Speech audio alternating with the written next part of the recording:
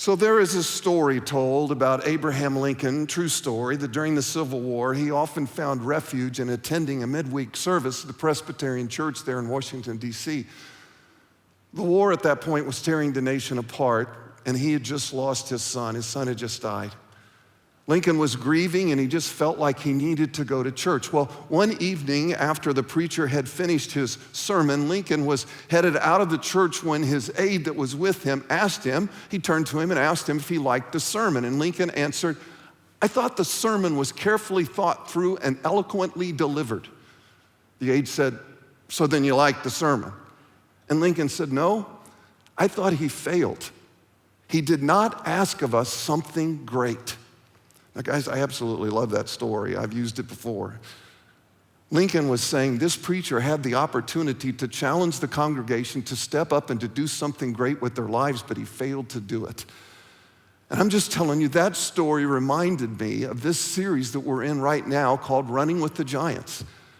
Our theme verse has been Hebrews chapter 12, verse 1, but if you remember, if you were here last week for week 1, we said that Hebrews chapter 11 is kind of our heroes of faith chapter. And that's what everybody thinks of when they think of faith, they think of Hebrews chapter 11. And as you go through that particular chapter, it just keeps talking about all these men and women of faith in the Old Testament. And then he comes to the end of it and he goes into Hebrews chapter 12 and he connects it together. We said, what's therefore? It's always to connect the last thought with the new thought. And so as he goes forward, he said, therefore, because of all these giants of the faith, and guys, not only were the Old Testament and the New Testament characters giants of the faith, but in the last 2,000 years, there have been thousands and thousands of giants of the faith. And I would tell you, sitting in all of our buildings and all of our congregations, there are hundreds, if not thousands, of giants of the faith. People that have made up their mind that Christ is going to be the most important thing in their life and that they're going to live their life in obedience to his purposes and to his plans. And so he comes to chapter 12 and he connects it together with verse 1 and it says, therefore, since we are surrounded by such a great cloud of witnesses. What's the great cloud of witnesses? It's all the giants that have gone before us. Since we're surrounded by such a great cloud of witnesses, let us throw off everything that hinders and the sin that so easily entangles us. In other words, he's saying, whatever is slowing you down, whatever is keeping you from being the person that God wants you to be, you need to throw it off. You need to get rid of it. You need to discard it in your life. And then let us run. And there is the key right there for this whole series. And let us run with perseverance the race marked out for us. Let us run with an intentionality. Let us run with a commitment. Let us run with a perseverance that we are going to run the race that God has marked out for each of our lives. God has a purpose and a plan for every single person. He has a purpose and a plan for your life and for my life. And he doesn't want us to allow anything to get in the way of that purpose or that plan. So in this series, we're looking at some people who did that very thing. They trusted God, and as a result, God was able to use them in some incredible ways. Remember, we said these guys are just ordinary people. These men and women are just ordinary people, just like you and me. No special spiritual anointing. They were just people that were being obedient to the Lord. They chose to trust God in difficult situations of their life. Last week, if you were here, we talked about Joseph, and today we're going to talk about Esther. In this story, there's only 5 characters, actually. There is a king, there is a queen who loses her throne, there is an orphan girl who becomes a queen and saves the day, and there is a man of God, and of course, there's a villain. There's got to be a villain, right? Now, I would encourage you to read the book of Esther. I told you last week to please go home and read Joseph because there's so many chapters in the book of Genesis on Joseph. There's no way in a 30-minute message you're going to get the gist of all that took place. I would tell you the same thing with Esther. You really need to go home and read the story, and so I want to encourage you to do that. I'm just going to give you the highlights of the story today. This takes place nearly 500 years before Christ and 50 years after Ezra had led the Jews back to Jerusalem from the captivity in Babylon. Now, many Jews now lived in the land of Persia under the region of King Xerxes, who was the leader of the most powerful nation on the face of the earth, which of course would make him the most powerful man on the face of the earth. And he knew it. And I'm telling you, this man who was the most powerful man on the face of the earth could throw some parties. Now, I know some of you think that you're pretty good at throwing big parties and you would brag, and you've got bragging rights about the kind of parties you throw, but let me just tell you about this king. His party lasted 180 days. That is 6 months.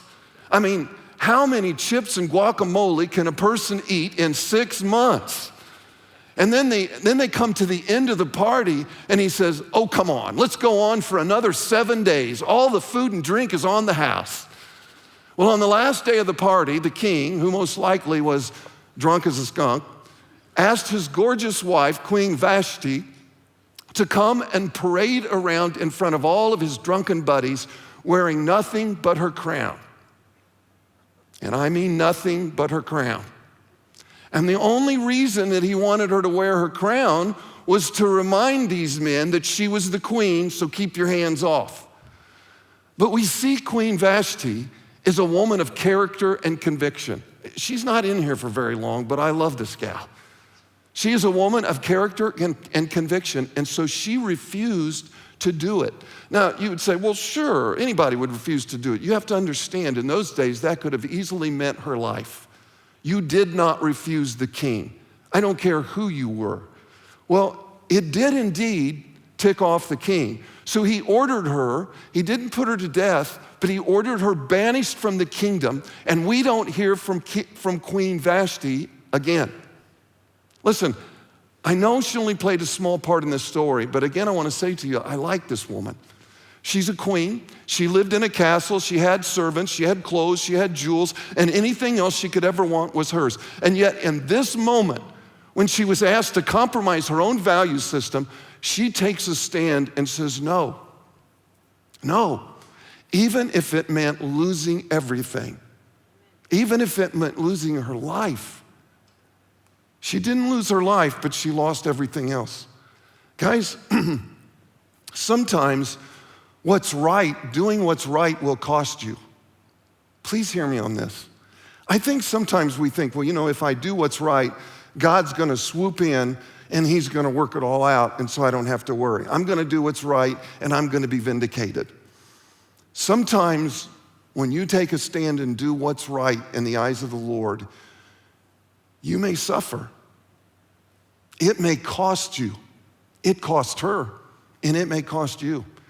And so I think that's why it's important for us to ask, how would you respond? How would you respond? And of course, immediately we say, oh yeah, I would have done the same thing. But when someone's holding a gun to your head, how will you respond? You see, that's basically what was happening for this woman at that moment. And so how would you respond if someone were to ask you to compromise your faith or your Christian values? What if your boss asked you to lie for him? Or let me ask you, would you lie on your expense report or on your tax return to save money? Would you lie to close a deal? Would you give in to sex with someone you were dating in fear you might lose them? In other words, what conditions or situations might tempt you to compromise your beliefs? Queen Vashti lost her position of royalty. She lost all of her possessions, but friends, she remained true to herself, and she kept her integrity. It takes courage. It takes boldness. And friends, that's what it means to run with endurance the race that God has set before us. That's exactly what Hebrews 12:1 means. Well, about 4 years later, King Xerxes decided to find another queen. And so his buddies suggest that why don't we have a Miss Persia pageant so you can select a beautiful woman. And so in Esther, we'll start there, chapter 2, verse 4, it says, after that, the young woman who most pleases the king will be made queen instead of Vashti. This advice was very appealing to the king, so he put the plan into effect. Honestly, guys, it sounds to me like a bunch of guys came up with this idea. And then, let me just say this too. If you read this story, it'll blow you away. Man, these women, guys, let me just say it this way. If you think your wife takes a long time to get ready and you get frustrated with her, These women had to undergo 12 months of beauty treatments before this thing started, before it began. I mean, can you imagine? Seriously, honey, we have to go. It's October already. I mean, it's amazing. Well, this is where we first see Esther. This is where she comes onto the scene. She's a beautiful young lady that had been raised by her cousin Mordecai after her parents died. When the king saw Esther, well, let's just say he stopped the pageant and he gave her the final rose. She becomes the queen of the entire Persian Empire. And I should also add at this point, no one realizes that she's Jewish. It's important, so don't forget that. No one realizes she's Jewish. It's also at this point that we begin to see the invisible hand of God at work behind the scenes. I've talked about this to you all so many times before, basically the upper story and lower story. The invisible hand of God is what all goes on in the upper story. God is at work in your life even though you don't see it. God is at work in your life even though you don't understand exactly what he's doing. You can trust him. He's not forgotten you. It's a great example, guys, of why it's so important to have faith in God even when things don't make sense. In Proverbs, it says, trust in the Lord with all your heart and lean not on your own understanding. In all your ways, submit to him and he will make your paths straight. Listen, God has a purpose and a plan for your life, and he's always working that plan even when you can't see it, even when you don't know what he's doing. That's where faith comes in. Now, after Esther becomes queen, she gets Mordecai, her cousin, a government job.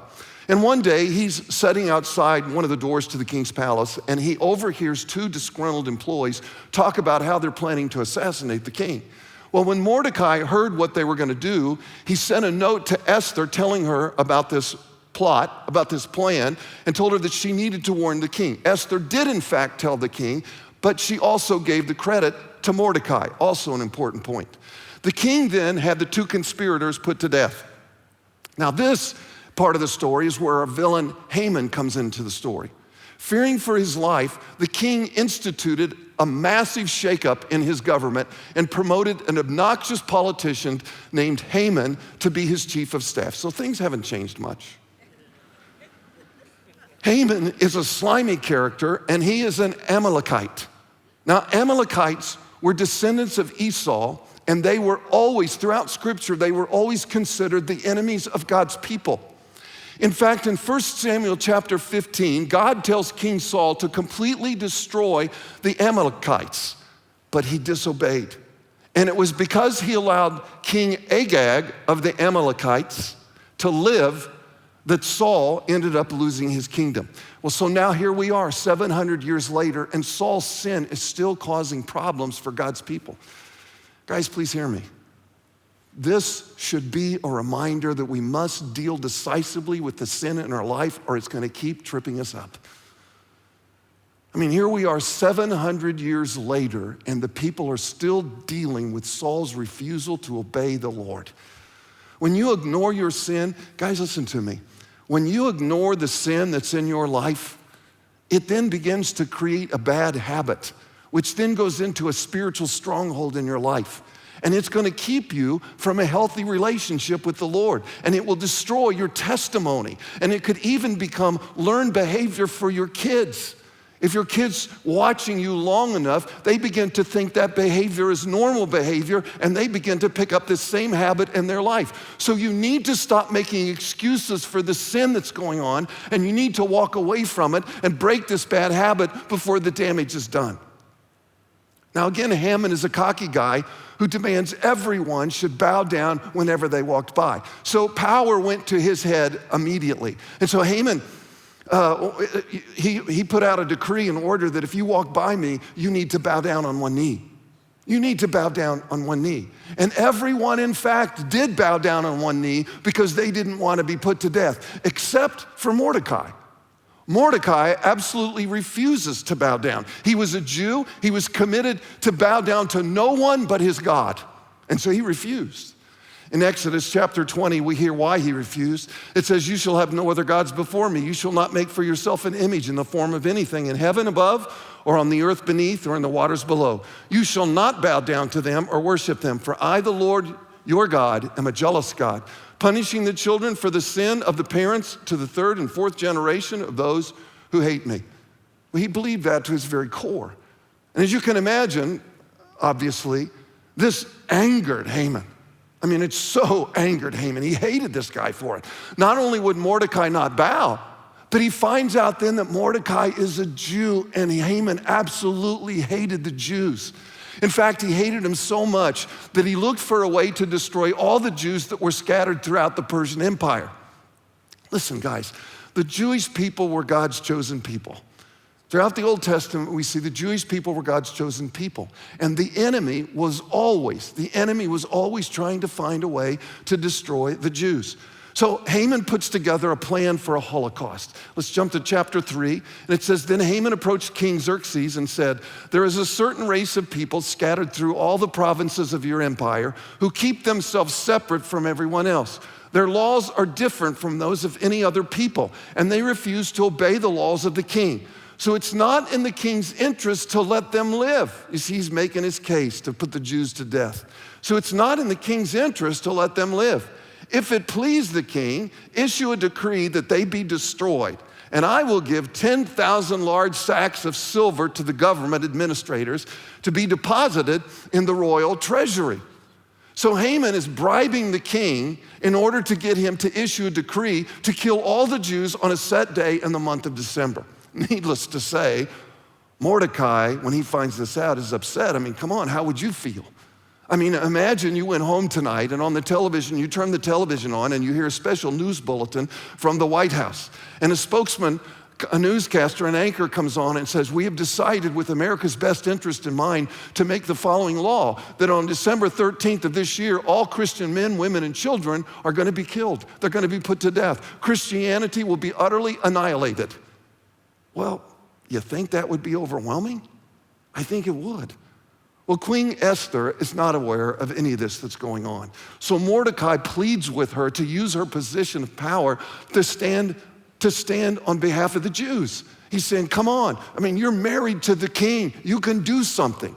In Esther chapter 4, verse 8, it says, Mordecai gave Hathach a copy of the decree issued in Susa that called for the death of all Jews.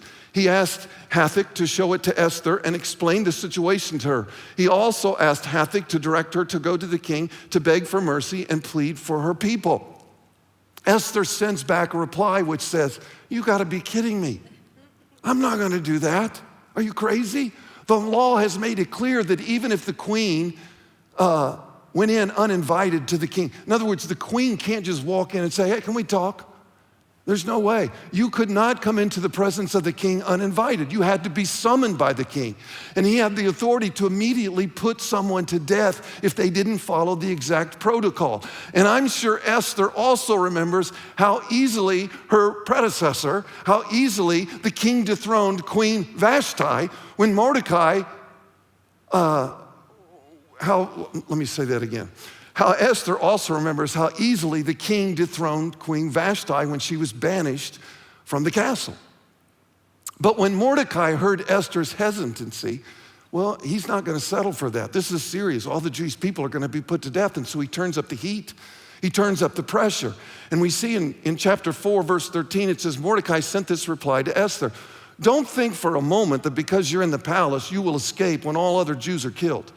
If you keep quiet at a time like this, deliverance and relief for the Jews will arise from some other place.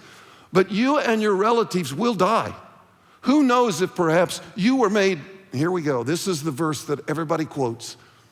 Who knows if perhaps you were made queen for just such a time as this? Who knows if you were made queen for just such a time as this? So Mordecai basically says three things to Esther. Number one, he says, don't think you'll escape this Holocaust when it happens. You'll be put to death just like the rest of us when it's discovered you are Jewish. That's the first thing he says. Then in the second point, he says, if you don't do something, well, God's just going to use someone else. Listen, guys, God always has a plan. God's not up there saying, oh my gosh, I didn't see this coming. Oh my gosh, man, I thought he would do this. That's not our God. God always has a plan.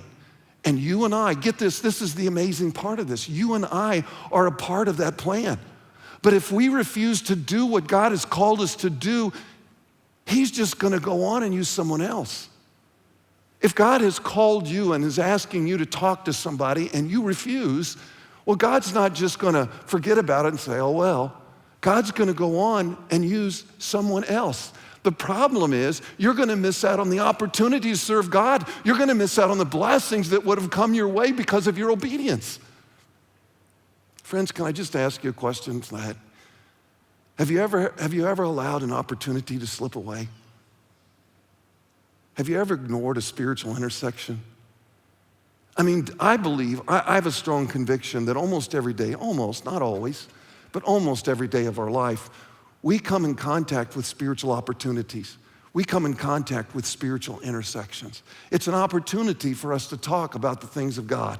It's an opportunity for us to talk about spiritual things. It's an opportunity for us just to minister to people sometimes. And the question is, are you going to miss that spiritual intersection? Are you going to turn away? You know, you should do one thing. You knew that you should do this one thing, but instead you turn the other direction. You know, has it ever been in your power to help someone, but instead you chose to do nothing? Now, I think that's true of all of us. I'm not pointing the finger at anybody. I know there's been many, many times throughout my life, and I think that's true of every single one of us. There have been many times we had an opportunity to help someone, to bless someone, and instead we just turned away. But Steve, I didn't do anything wrong. I didn't do anything wrong. Oh, it's not that you chose to do evil. That's not what I'm saying. You just chose to ignore God. You just chose to be a non-participant, to do nothing. You say, well, is that big of a deal? I think it is. I'm reminded of the parable of the talents. I don't have time to read it tonight, but the parable of the talents, you remember when the master is going to go away on a long journey, and so he leaves all of his possessions to his servants, 3 servants, and he gathers them together, and he gives one 5, one 2, and one 1, and he says, I'm going to be gone a long time. I'm entrusting to you all that I have, but I'm going to come back, and I want you to give me an accounting of what you did with what I entrusted you with. And he comes back after a long season. He comes back and he calls him in. And the guy with 5, he says, what did you do with my 5 possessions I gave you? And he said, well, I took it out and I invested it and I had doubled the money. Here's back 10. And he says, well done, thy good and faithful servant. He asked the one with 2 the same question. So I doubled it. Well done, thy good and faithful servant. He goes to the one with 1 and he said, what did you do with the one I entrusted you with? And he said, well, I knew you to be a hard taskmaster, and so I was afraid. I was afraid to do anything with it, and so I took it out and I buried it. And now that you're back, here it is, and I'm giving it back to you. And he said to him, the master said to him, you wicked slave. You could have easily at least put it in the bank and drawn interest, but you did nothing with what I entrusted you with. You buried it in a hole. You ignored it. Guys, I think the same thing is true with opportunities that come that way. I think the real tragedy for Christians is not so much the sins they commit, but the life that we fail to live, the opportunities that we fail to act upon, the ones that we ignore. Friends, listen, God is going to accomplish his plan with or without you. But with you, you begin to get the blessings. The Bible says very simply, to obey is better than sacrifice. To obey is better than sacrifice. And obedience is what God is looking for more than anything else. And when I stand before God one day, I don't know about you, but I want to hear him say, well done, thy good and faithful servant. That I was obedient to the things that God asked of me. The third thing that he said in his letter was, God has positioned you exactly where he wants you for such a time as this. Friends, I think that one of the greatest lessons we can glean from this story is that God places each one of us in positions to be used of him. Every day, if your spiritual eyes are open, I think you'll find most days God puts you in a place, in a position to be used of him. God puts you in your family, my friends, for a specific reason. He placed you in your neighborhood to be salt and light. He has you at your school to influence their lives. He puts you in your place of employment to communicate Christ with your coworkers. And he puts you in this church to help reach the community for Christ. God placed you exactly where you are for a purpose and for a plan. Mordecai says to Esther, the reason God put you in this position, Esther, is for a time such as this. This might just be the very purpose of your life, Esther. See, sometimes we blow things off like, well, I'm not going to do that. No, I don't have time for that. We blow it off. It might have been the greatest opportunity of our life to minister to someone or to bless someone. Friends, don't ever underestimate how God wants to use you right where he has you. I believe that God, for instance, I would tell you that I believe that God brought you to Northview for a time such as this. So you need to make a decision. You need to decide you're going to engage. For those of you that are sitting in one of our auditoriums, for those of you that are online, if you consider Northview your church, you've got to be the one. No one's going to twist your arm. You've got to be the one that makes a decision. You know, God's brought me here for a time such as this, so I'm going to engage. I'm going to engage in the vision of the church. I'm going to engage in the purpose and the plans that God has for me. You know, to run, that's what it means to run the race with the endurance, to run the race with persistence that God has set before us. Well, after that challenge, Esther's faith and courage begins to kick in. She instructs all the Jews, I think this is powerful too, she instructs all the Jews in Susa to spend 3 days praying and fasting for her. She's like, I'm about to make the most important decision of my life, a decision that could end my life, a decision that could put me to death. I need all of you praying. Because she knows that bold prayers honor God and God honors bold prayers. And where prayer focuses, you hear me say this all the time, where prayer focuses, power falls. So after a time of prayer, she tells Mordecai, so what she's saying to all the Jewish people, I'm praying about doing this, but I need courage. I need boldness, I need strength. So would you all just agree to fast and pray with me for 3 days? So after a time of prayer, she tells Mordecai that she will indeed go to the king. She courageously says in chapter 4, the 16th verse, go and gather together all the Jews of Susa and fast for me. Do not eat or drink for 3 days, night or day. My maids and I will do the same. And then, though it is against the law, I will go in to see the king. If I must die, I must die. I love that last phrase. If I must die, I must die. If I must perish, I must perish. She's not just talking the talk, she's walking the walk. You know, it's like for instance, if I said to you all today, don't raise your hands. If I said to you all day, how many of you are willing to die for Christ? Probably 90% of the hands will go up or more. Well, sure, I'd die for Christ. That is until a gun is stuck to our head. And then all of a sudden, like, well, maybe not today. So it's one thing to talk. It's one thing to talk spiritual and to sound bold, but it's another thing to carry it out. And she was about to carry it out. She knows that she is risking her life. It reminds me actually of the story of Shadrach, Meshach, and Abednego, another favorite story of mine. I've told you that all 8 of these, I did these 8 stories for Giants because they're favorites of mine. And that's always hard to define because there's so many others. I didn't do Shadrach, Meshach, and Abednego, even though they're one of my favorite stories. But if you remember the story, they refused to bow down. These teenage boys refused to bow down to the golden idol. There was a decree that everybody had to bow down to the king's golden idol. They said, we're not doing it. And they were told, unless you bow down, you're going to be thrown into a fiery furnace. And so they're giving them one more opportunity, but they refused. They said, no way, we're not doing it. And this passage is one of my favorites in Scripture, Daniel. It says, if we are thrown into the blazing, now I like this, we start out here, if we are thrown into the blazing furnace, the God we serve is able to deliver us. He's able to deliver us from it. And he will. So then they get more confident. And he will deliver us from your majesty's hand. But, and this is a big one, but even if he does not, we want you to know, your majesty, that we will not serve your gods or worship the image of gold you have set up. It's like, you know, these boys are standing up and they're saying, look, we're not going to bow down to your golden idol because we believe that our God is going to deliver us. But if he doesn't, we're still not going to bow down. If he doesn't, we're still going to worship him and him alone. Well, that's really where Esther is at this moment. She's been transformed right now from a beauty queen to a giant of faith. And now when the king sees Esther, he says to her, what is your request? What is it that you want from me? I'll give you up to half of my kingdom if you want it. Well, Esther wasn't quite ready to make her request known, so she told the king that she'd like for him to bring Haman and come to a special banquet that she was going to prepare, a special meal that she was going to prepare for them.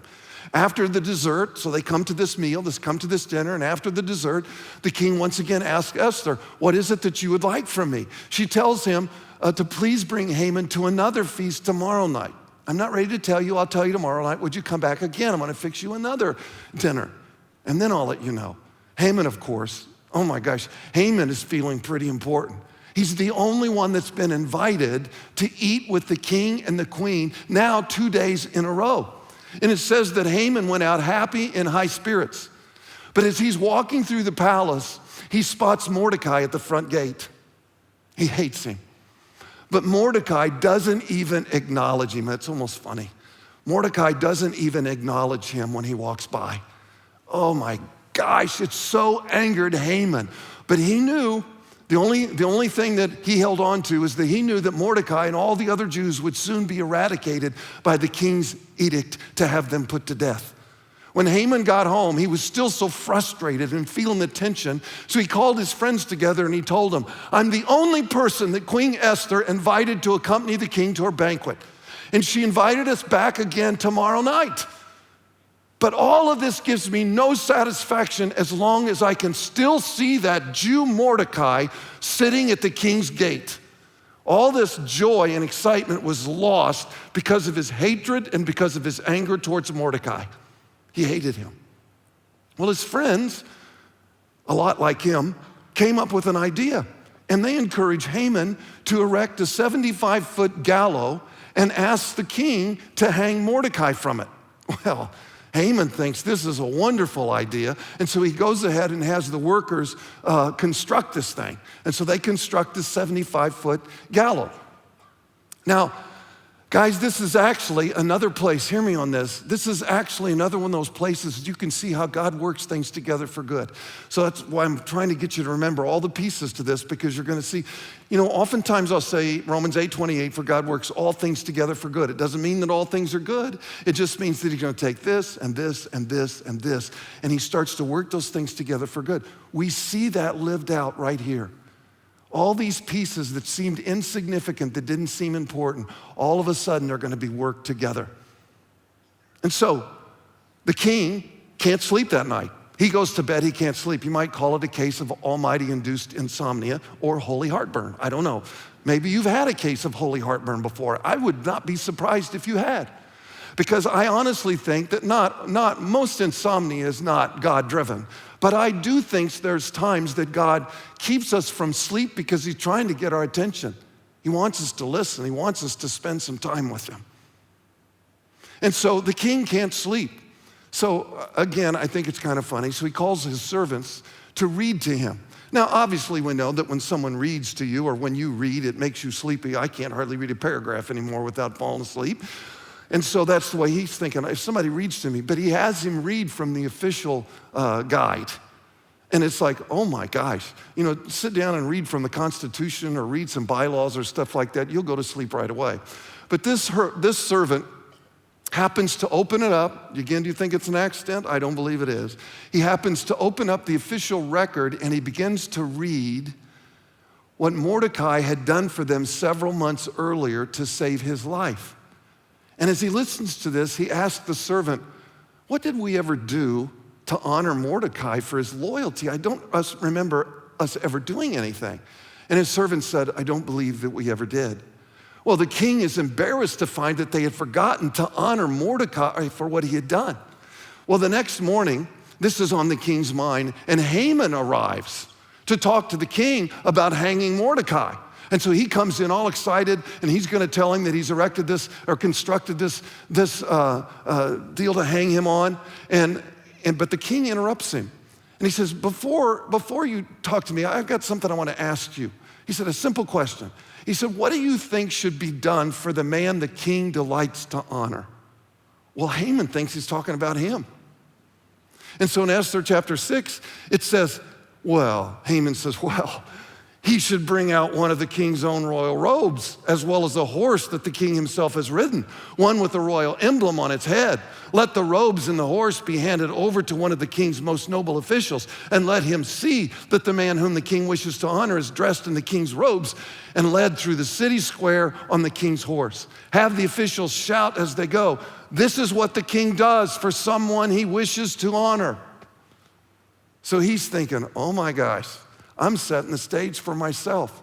Well, the king liked the idea, and he tells Haman immediately, "Get the robe and the horse, and I want you to do just as you suggested." And Haman's just exploding, and he says, "For Mordecai." Oh my gosh, can you imagine how that just about wiped him out? For Mordecai the Jew. Well, Haman couldn't believe it. Well, he obeyed the king, but I'm sure his only comfort in all this was he kept reminding himself that the Jews would be dead in just a few weeks. So again, that night, let's go back. Now that night, Haman showed up at the palace for the queen's second banquet.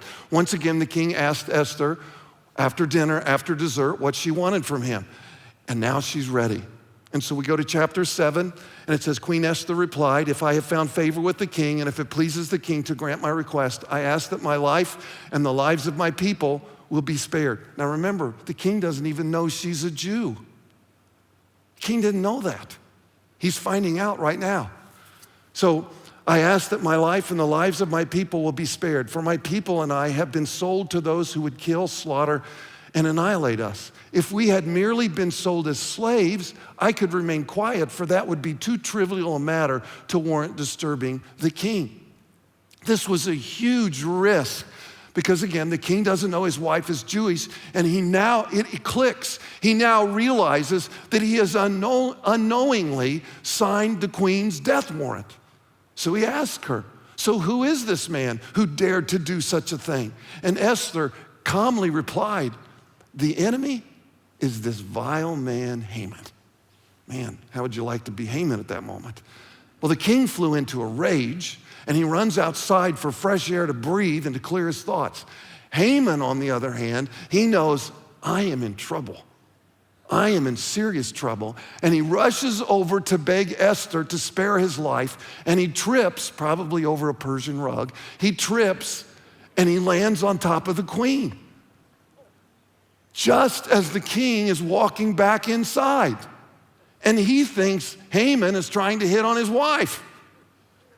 Verse 8, in despair, he fell on the couch where Queen Esther was reclining. Just as the king was returning from the palace garden, the king exclaimed, "Will he even assault the queen right here in the palace before my very eyes?" And as soon as the king spoke, his attendants covered Haman's face, signaling his doom. Haman was led out of the palace and experienced some poetic justice when the king had him hung on his own 75-foot gallows. Because of Esther's stand, now her people, the Jewish people, are all saved. It just keeps going on. The king then gives Esther all of Haman's estate. He was very wealthy, gives Esther all of Haman's estate. And King Xerxes issues a new decree written by Mordecai. So he turns to Mordecai and says, "I want you to write this decree on what it is we need to be doing." So he issues a decree written by Mordecai, and this decree would save, of course, the Jewish people.